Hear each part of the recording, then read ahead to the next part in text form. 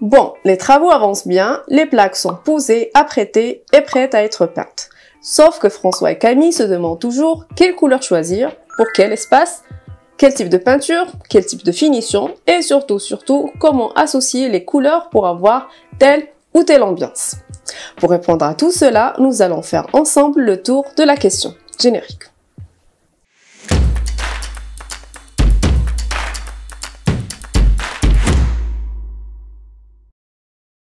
Bonjour, ici c'est Monde Intérieur et je suis là pour vous aider à vous sentir bien chez vous. Aujourd'hui, notre jeune couple est totalement frustré avec cette histoire de choix de la couleur. Mais rassurez-vous, le choix de la palette de couleurs n'est pas une tâche évidente. Mais on va y arriver. C'est parti! Vous vous rappelez de ce petit cercle? Oui, on l'a tous vu pendant les cours des arts plastiques. C'est le cercle chromatique. Et comme on nous a tous expliqué, ici c'est la partie des couleurs froides et ici tout ce qui est couleur chaude. Ce cercle chromatique sera aujourd'hui notre guide pour réussir l'association des couleurs qui traduit le mieux l'ambiance que nous voulons créer. Mais avant tout, il est indispensable de faire un petit rappel de certaines définitions qui prêtent parfois à confusion. Pour ceux qui connaissent déjà, je vous invite à passer directement au chapitre suivant. Le terme couleur est le terme utilisé pour parler d'une couleur franche ou pure, comme le bleu, le rouge, le jaune, etc. Si on parle de teinte, on fait référence à un mélange de deux couleurs. Par exemple, si on mélange avec un certain dosage le bleu avec le vert, on aura une couleur turquoise. Si le dosage du bleu est plus important, on aura la couleur cyan. Ce mélange de bleu avec une autre couleur nous permet d'avoir les différentes teintes de bleu, comme le bleu roi, le bleu azur, le bleu canard, etc. Le terme nuance désigne l'ajout du blanc à une couleur. Si on ajoute du noir, on parlera de l'ombre. Et si on ajoute du gris, on parlera du ton. Une dernière chose très importante, les professionnels n'utilisent pas les nominations que nous connaissons comme le rouge bordeaux, le jaune moutarde, le vert véronèse, etc. mais se fient plutôt à un système de correspondance des couleurs et c'est tout simplement un code que vous allez trouver dans votre nuancier. Ça nous aide à être précis et être sûr qu'on parle exactement de la même couleur. Ici, en France, le code commence par le mot RAL, R-A-L, suivi par un nombre. Dans les pays anglo-saxons, c'est plutôt le mot Pantone plus un nombre. Dans les pays comme la Suède, le Norvège et même l'Espagne, c'est le mot NCS plus un nombre. Donc, pour transmettre votre choix définitif à votre artisan ou créateur de peinture et pour ne pas avoir de mauvaises surprises, il va falloir lui donner le code RAL que vous trouverez dans les nuanciers. Maintenant qu'on s'est mis d'accord sur les notions de base, passons aux choses concrètes. Pour choisir la palette de couleurs, il va falloir se poser les bonnes questions. La première question, quelle ambiance voulons-nous créer? Avant de déterminer la couleur de notre espace, il va falloir d'abord déterminer le type d'ambiance que nous voulons créer. À travers cette ambiance, quels sentiments nous voulons provoquer chez celui qui va pratiquer cet espace et comment voulons-nous que les gens se sentent une fois ils rentrent chez nous? Si la réponse est « je veux une ambiance sereine et simple et que ma maison soit un lieu de détente où je pourrais me ressourcer », choisissez une palette monochromatique. C'est-à-dire, vous définissez une seule couleur pure et vous l'associez avec ses déclinés en tons, nuances et teintes.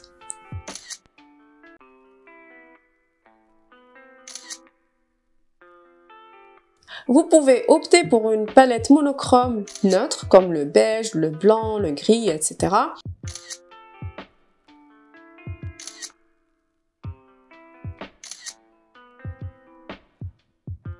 Ou bien une palette monochrome avec des teintes saturées comme le vert ou le bleu si vous voulez rajouter une touche d'élégance à votre espace. La palette monochrome est une palette reposante pour l'œil, mais on lui reproche un manque de caractère.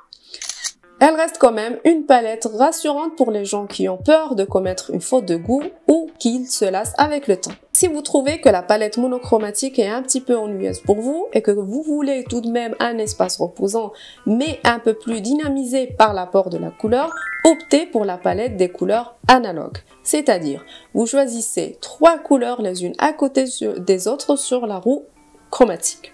C'est une palette qui est souvent utilisée quand un léger contraste est nécessaire.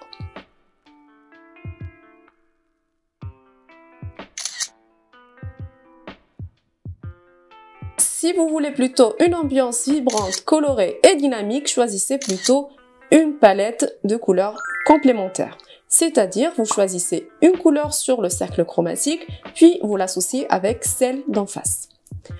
Cette palette est le contraire de la palette analogue et monochromatique. Elle vise à produire le contraste et donne une forte personnalité à la pièce.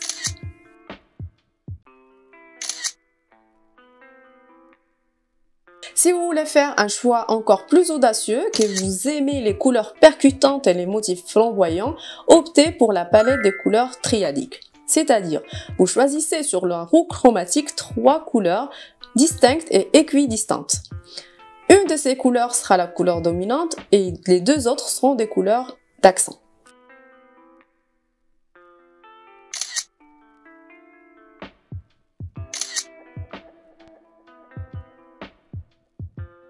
C'est une palette un peu similaire à celle complémentaire, sauf qu'ici on a l'option d'une couleur de plus.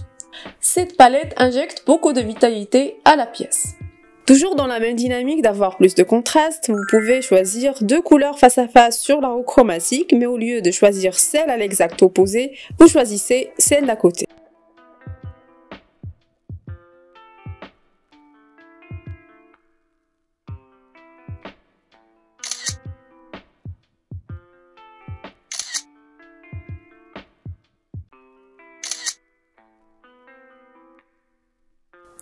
Avant de finir, je vais attirer votre attention sur un point très important. Injecter la couleur dans un espace ne concerne pas que les murs. On peut apporter la touche de couleur tout en ayant un espace avec des murs 100% blancs. Donc, à part les murs, d'autres éléments peuvent aisément ajouter de la couleur, comme tout ce qui est meubles, tout ce qui est textile, les rideaux, les coussins, les nappes, tout ce qui est accessoires, comme les bougies, les cadres, les vases, les tableaux, et même avec du papier peint.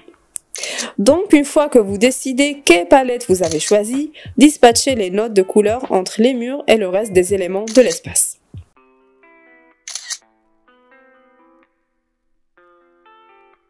Entre parenthèses, n'hésitez pas à vous procurer une petite roue chromatique car elle vous facilitera la tâche. Vous y trouverez les différents types de palettes et les déclinaisons de couleurs que vous cherchez.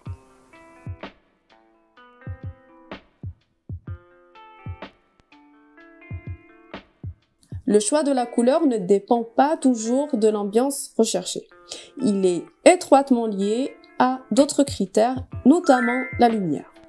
La lumière change notre perception de la couleur.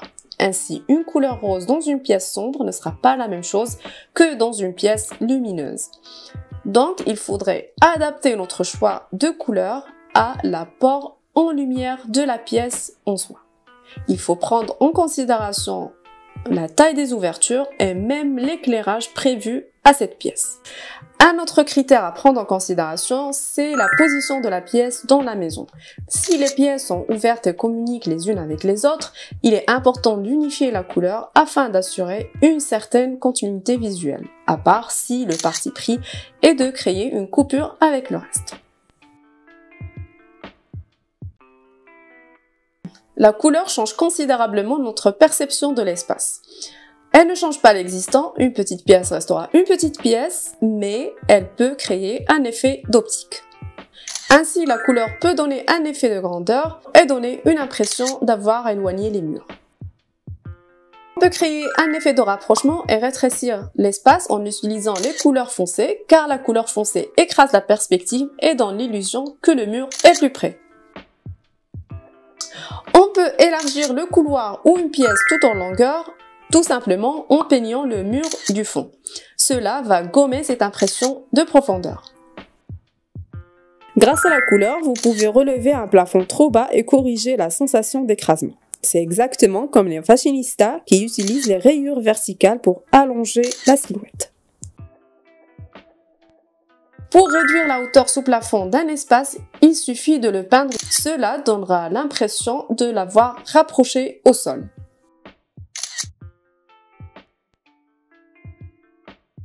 Un petit conseil.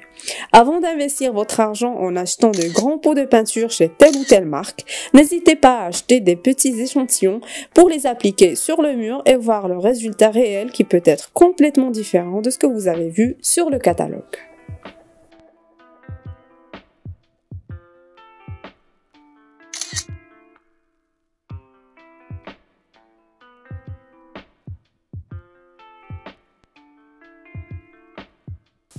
Maintenant que tout est clair pour vous, vous vous demandez sûrement quel type de peinture choisir. Mate, brillante, peinture synthétique, naturelle, quel dosage, etc. Pour répondre à toutes ces questions, je vous laisse avec notre professionnel qui va nous donner des réponses plus concises. Tout d'abord, ce qu'il faut savoir, c'est qu'il existe plusieurs types de peintures. Les plus utilisés sont les peintures glycérophthaliques, qui est accessible à tous, longue à sécher et sujette à plusieurs critiques car elle contient en grande quantité d'un solvant qui s'appelle la glycérophtaline. La peinture à l'eau, ou ce que l'on appelle les peintures acryliques, elles sèchent rapidement et ne contiennent que 5 à 20% de cosolvants nocifs, donc émet beaucoup moins d'éléments polluants. Vous pouvez choisir des peintures acryliques qui disposent d'un label écologique de type NF, environnement, ou écolabel, qui signifie que le produit est faible en teneur en solvant. Comme vous pouvez utiliser ce que l'on appelle des peintures alkydes qui contiennent de très peu de solvants. Les peintures naturelles, c'est une option beaucoup plus écologique et faiblement émissive. Évitez les peintures dont l'étiquette est incomplète, car c'est un signe de non-transparence sur les composants. Regardez l'indication de la teneur en COV, qui est obligatoire depuis janvier 2007. Concernant les finitions, il en existe plusieurs.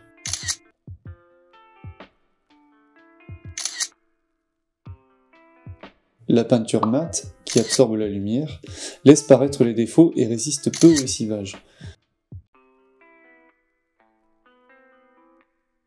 La peinture satinée qui réfléchit plus la lumière, elle est lessivable et c'est un bon choix pour la cuisine, la salle de bain, la chambre des enfants et tout endroit très sollicité de la maison.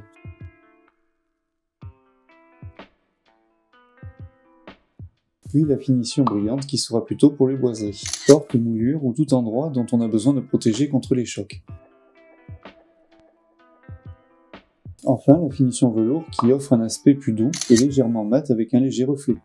Elle est idéale pour camoufler les petites imperfections des murs tout en étant plus lavable que le mat. Elle est parfaite pour les pièces à vivre.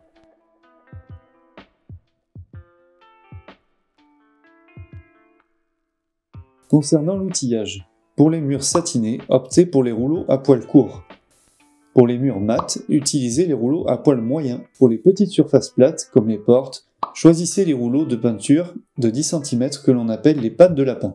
Pour les effets de crépi, prenez des rouleaux à poils longs. Pour les chambranles et les plinthes, utilisez des pinceaux et de préférence à poils naturels. Pour les bordures, utilisez un pinceau rond appelé aussi pinceau à réchampir. Un manche télescopique adaptable sur un rouleau est une bonne option pour éviter le mal de dos.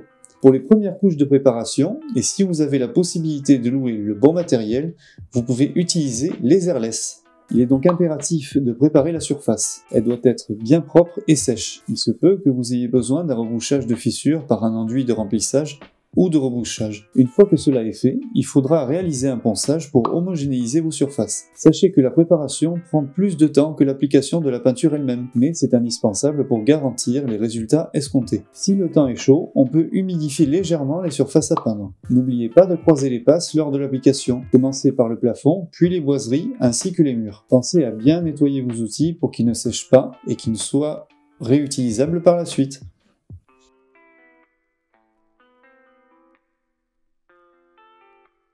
Avant de finir, nous allons décortiquer un exemple concret de choix de la palette de couleurs. Pour créer votre palette de couleurs, vous pouvez trouver l'inspiration partout, dans une photo, un paysage, dans vos objets personnels, vos souvenirs de voyage, etc. Admettons que dans notre cas, nous nous inspirons de votre affiche préférée qui illustre un chien bleu stylisé. Elle contient déjà une palette triadique, donc là je parle du bleu, de l'orange et du jaune vif. Donc nous avons une première possibilité de composition de couleurs sur laquelle on peut se reposer. Vous pouvez donc peindre un mur sur 4 avec la même couleur outre-mer foncée tirée de notre palette, rajouter un beau meuble jaune et dispatcher des touches de terracotta entre tapis et accessoires. Et n'oubliez pas bien sûr de réchauffer votre espace en incorporant des matériaux chauds comme le parquet et des textiles texturés. Toujours en s'inspirant de la même affiche, une deuxième possibilité s'offre à vous, celle des couleurs analogues. C'est-à-dire, vous prenez le bleu qui est la couleur dominante de notre illustration, vous l'associez avec les deux couleurs situées de part et d'autre de ce bleu sur le cercle chromatique. Vous pouvez ainsi peindre vos murs avec soit une couleur blanche subtilement teintée de vert ou bien un vert sauge très clair. Vous rajoutez un meuble en vert mousse ou vert asperge et des accessoires avec la même couleur bleu outre-mer foncé pour donner un rendu plus énergétique. Une autre possibilité de palette de couleurs, toujours en partant du même bleu, c'est la palette des couleurs complémentaires, donc un bleu et un jaune. Vous pouvez ainsi peindre vos murs avec du jaune pâle ou un jaune paille très clair, rajouter un meuble bleu, un tapis à rayures jaune et des accessoires en différents types de teintes de jaune et bleu, en variant les textures et les matières pour dynamiser l'espace. Enfin, n'oubliez pas que l'aménagement d'un intérieur est un processus évolutif. Prenez le temps d'expérimenter et de faire des ajustements jusqu'à que votre espace reflète pleinement votre style et votre personnalité. Voilà, j'espère que François et Camille sont moins affolés maintenant et que nos conseils ont pu vous aider à avoir les idées plus claires.